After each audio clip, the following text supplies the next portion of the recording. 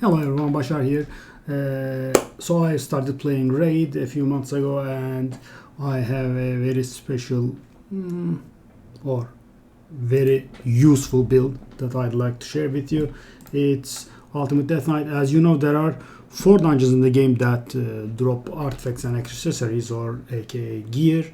That's the Fire Knight, the Dragon, the Ice Golem, and finally the Spider. And as you probably know, the Fire Knight is almost impossible to solo, but the other dungeons can be soloed, even Spider. I was surprised when I heard that, but Spider can be soloed as well. Soloing those dungeons can be very helpful because you just put in one main guy and 4 food with him, and those 4 food get leveled, you get your artifact. It's like a campaign that awards good rewards, so it's quite worth it to do so. And this build that I'm about to show you can solo both the Dragon and Ice Golem on 20, which is, the only sensible level. And since it's a login champion, there is no availability problem either. So first, the general stats of the build: 60k HP, 4.7k defense, above 200 speed. Crit and crit damage are not very important. Resistance, we'll get back to it later, and accuracy around 200. So these are a little too much, so you don't need these. I mean, the HP can be probably as low as 50k, and the defense can be as low as 4.2k, 4.1k, something like that. The speed has to be about 200. The accuracy has to be around 200. The more the better, but it shouldn't go below 190 or 180. The resistance should be around this level, maybe a little higher. This is the best I could do, and as far as I can tell, it can solo both the Dragon and Ice Golem with 100% effectiveness. So as I said, you can drop a little HP, you can drop a little defense, you can drop very little speed. It has to be about 200. If you want to do the Dragon only, you can let go of resistance fully. You can have 0 resistance, it doesn't matter. And the accuracy has to be around 200. And crit rate and crit damage are welcome, but they are not necessary. So UDK has an amazing passive that does this: 10% defense, 10% HP, and 10% speed for every friendly unit that is dead. So you just take UDK and 4 food, and you enter there, and they all die, and you receive 40% defense, you 40% HP, and 40% speed right away. As for masteries, you get everything that's solo based. So 6 speed for each enemy killed, which means 18 speed after that's done, and 5% damage for each dead ally, 10% damage, and 3% damage for each enemy killed, which is another 12% damage, which is nice. And then we have the 8 speed for each dead friendly, so that gives 24 speed as well. And increase the value of shields, a little turn meter, a little more shield. So in order for the build to work, you probably don't need fully booked, but thing is, Ultimate Death Knight is red, right? Force. And Dragon 20 is magic, so Ultimate Death Knight is strong there. The strong affinity. However, Ice Golem 20 is green, spirit affinity, and UDK is weak there. And so to make up for that, you need some extra, right? You are very in your element in Dragon, but Ice Golem is a little worse. So the reduced cooldown on this heal and shield is useful. and the AoE decrease attack is also useful. That's an additional cooldown reduce. And the problem is the decrease attack is actually not 100%. You have to book it thrice to get to 100%. There's also that. And the books on A1 just speed things up, but it's not very important. But as you know, you cannot really control where the books go, so you might have to book it fully. And Brimstone is extremely useful. I mean, I really recommend that you get it. But if you cannot, you cannot. But without Brimstone, the dragon fight can be a little challenging. See, the thing is, because let's see the build in action. Actually, I'll just grab Dragon 20. I'll put up 4 foods. Doesn't really matter too much. Or I'll get rank 2s. Doesn't matter. As you can see, I have a team setup. The team setup is that actually UDK doesn't use his shield and heal in the first 2 rounds, so that my allies die faster and I don't keep refreshing it and waste time. And as you will see, it goes pretty fast. It varies between 3 and 3.5 minutes, depends on smite procs. And see, now everyone is dead. So I have received 10% damage and 24 speed. And soon I will receive another 12% damage and another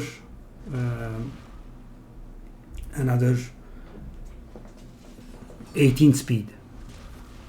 So this is a very lucky opener. Smite just kept proccing.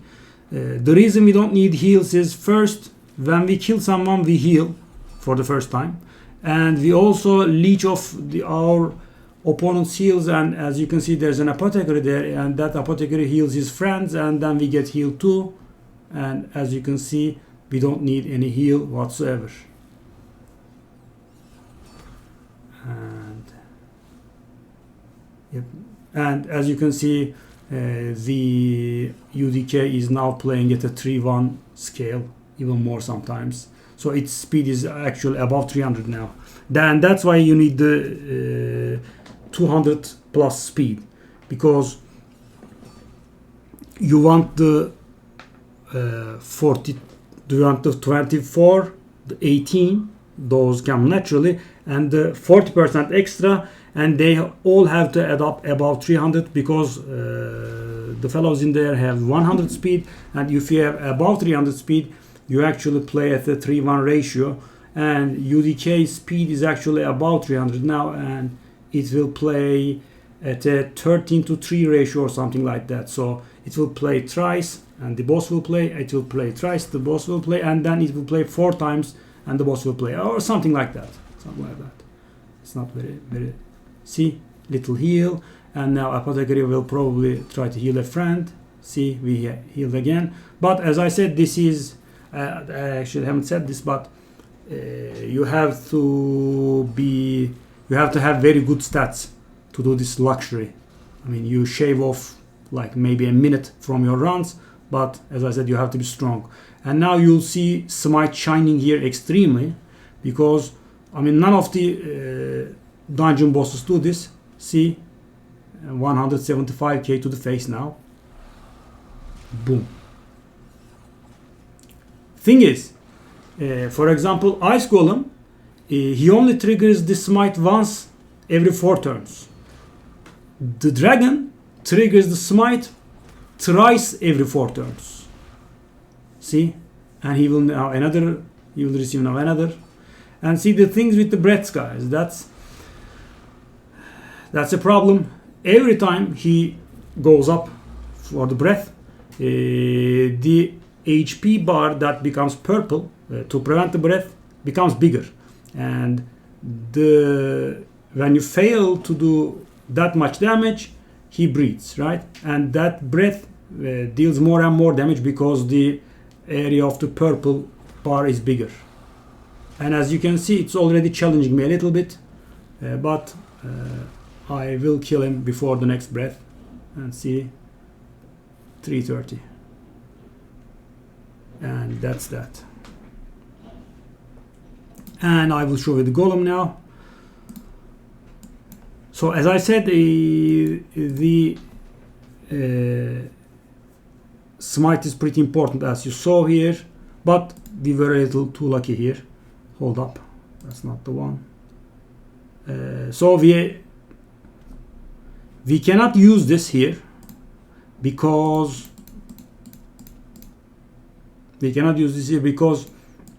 I actually need the heal on the first two waves. These guys are green and I am red, and they will do a lot of damage. It will be dangerous, so I cannot really turn the heal off. And by the way, don't bring decent characters as food with you, because the UDK is very good at protecting allies. As you know, he receives the first hit that is meant for them, and that sometimes prevents the food from dying altogether. And that's very bad for you, because you actually need that 8 speed, you actually need that 10% HP, 10% defense, 10% speed. That can be very bad. I have lost a few rounds before. I mean, I had like a level 40 something guy with some gear on him, and that guy survived the dragon because of that guy survived the trash waves at least. See, this guy's still alive. He has to die ASAP. Come on, kill it. Problem is, single hits cannot kill it. And the UDK keeps on shielding. Actually, I haven't seen this before. Should have died long ago, but yeah. Please kill it. No. This is actually very bad. The shield is too big. They cannot kill us. The second wave will surely kill, but I will be receiving more damage.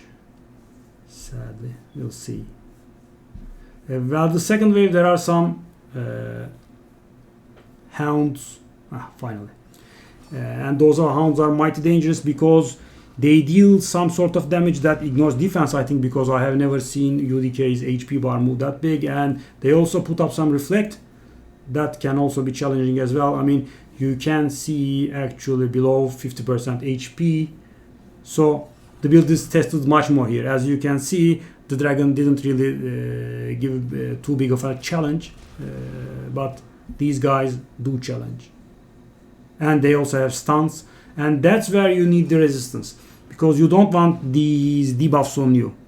And you could think, oh, okay, it's Ice Golem 20, so the place has 200 accuracy, and I might want 300 resistance to avoid all debuffs. But I mean, if we can achieve that, that's all right. But if we cannot achieve that, even 240 is not bad, because at 240 you have around 40%, 50% debuff resistance at 242 to be precise. So if you have 42 resistance above the place, then you have 50% debuff resistance. And the most challenging debuffs are actually not these, but the adds the boss have. One of them applies heal reduction and the other applies defense reduction. And both of them together can be very frightening, because I mean, one of them prevents you from healing, the other makes you take much more damage, and you can actually die. So if we resist them every once and then, it's good enough. And since we will be playing at a 1-3 ratio, I mean, just resisting once will get you rid of at least one of the debuffs. You'll see now. See? No heal reduction debuff. And I should have around 55 to 60% resistance to debuffs at this point, because I have 254 resistance, I think. So I'm a little above. And avoiding just one of the debuffs is good enough. I mean, you don't have to avoid everything. That's why the build is nice. And as you can see, the golem goes much slower because the smite doesn't trigger, really. And there is also a random factor that the damage, how the damage is distributed, right? Because if you bring the golem to a certain HP by damaging him, he just resists his adds and deals damage to you. And if his adds are already alive, he does much more damage. So you rely on the toxic I also actually forgot to mention the most important part. You can probably see from the debuffs, you need toxic set for the build to work. See, it's res. Sometimes smite triggers and poison damage make the boss skip the resurrections. That actually subtracts a lot of minutes from your run. As for the dragon, an important comment would be, as I said, every breath the purple HP bar gets bigger, and therefore the damage of the breath increases. And after some point, even UDK won't be able to take the breath hit. Fifth breath or something would kill you. So you have to, it's like a soft enrage mechanic. So you have to kill the dragon before the fourth breath, before the fifth breath. And also, even the fourth breath can be dangerous, provided you do not have the minus attack debuff on it. So the second skill becomes important there, and that's why we need the accuracy, because toxic sets that give debuffs do not need accuracy, but the minus attack debuff needs accuracy, and therefore that's why we need the accuracy to land the minus attack debuff, so we don't get one-shotted by the fourth breath. It of course all depends on the gear of your UDK, but as I said, this is very, very effective. There are only 4 dungeons that drop gear in the game, and one of them is impossible to solo, so that leaves us with 3, and a character soloing 2 is something very nice, right? 6 minutes. That's around the mark. I mean, that's the regular mark. As I said, it wildly varies because UDK can do a weak hit but still apply poison and does not trigger the Ice Golem's passive. And in retrospect, I actually could have picked out the accuracy mastery, I guess. It's not bad. Because I have suffered a little to get the 200 accuracy going. But the accuracy is only needed for the minus attack debuff. That's the one. And if you do not have a booked UDK, and if you do not have good accuracy, the runs can become very dangerous, because first of all, your chance to land the decreased attack debuff gets lower, and you do not have a chance of landing it higher than 80%, because the skill unbooked only has a 80% chance, and that can be risky and screw up your run. So it's best to get it fully booked. I mean, if you can get books on these two and this stays at 1 or 2, it's very lucky, and you can stay there, because it's not your main source of damage. But I had to book it all, sadly. And this actually makes your dragon runs worse, because you do not need that much of a heal. But I mean, it's required for Ice Golem, so it's pretty useful. And as you've seen, the Brimstone is very useful. It rarely triggers against the Ice Golem, but when it triggers, it probably makes him skip ally revive. So it shaves off maybe a minute from your run, because the AI goes for the ads first, as it should, because if you leave the ads alive and the boss hits that HP threshold and he reses, you get 100% freeze and a lot of damage face. I mean, I have tried a few months ago. I have tried soloing the Ice Golem a few months ago, and at one point he did 85k to me, and I actually had around 6,000 defense at the time. So I was a little scared. Then I improved the build a little, and then came back. And so this is good enough for everything. And as I said, you can drop the HP a little bit, you can drop the defense a little bit, you can drop a little speed, but do not go below 200. You can drop the crit rate and crit damage altogether. It's just a little help. If you do not want Ice Golem, you can drop the resistance altogether. If you want the dragon, You need the resistance. If you want the ice golem, you want the resistance. I might have mixed up. The dragon is in your pocket with or without resistance. It doesn't help there. I mean, very, very little help maybe. But for ice golem, it's required because you cannot endure permanent uptime, HP, heal reduction, and minus defense debuff. And the accuracy is required for kind of everything. I mean, it reduces the damage that the trash does to you, thanks to the minus attack debuff. It reduces damage that the bosses deal to you, and so on. So you have to equip toxic gear. The other set doesn't really matter. I think I use stone skin to get the extra resistance and HP, because it's not very, very easy to balance it up. And I will show you my Great Hall. It's not very bad, it's not very good either. I mean, I have full resistance on force. I also have a lot of resistance, full accuracy on force, and a little resistance. That's for the sole purpose of getting UDK to solo the place. And I will put a few more points in red defense to get it a little more smoother.